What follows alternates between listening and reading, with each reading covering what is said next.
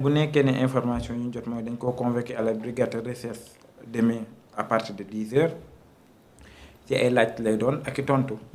moo di mën nga def sa émission mën nga wax mën nga joxe sa xalaat ci premier ministre bi mais pourquoi nga utiliser benn mot bi moo la boo xam ne doom du ko wax baayam.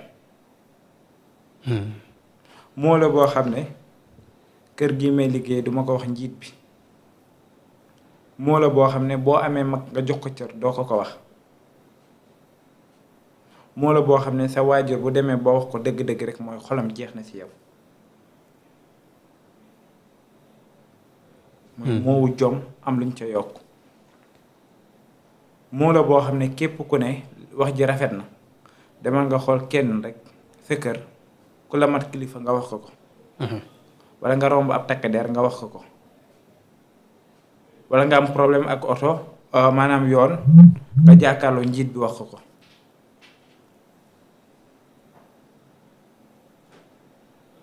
xale bu jox cër magam du ko wax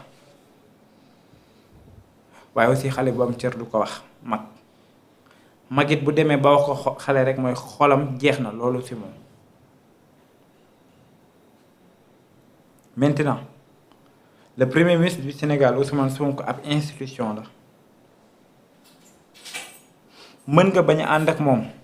si vision Sénégal 2050 mën nga bañ a ànd ak moom si plan de redressement mën nga bañ a ànd ak moom si terrain meeting réew mi mën na am ce qu'on appelle liberté d'expression.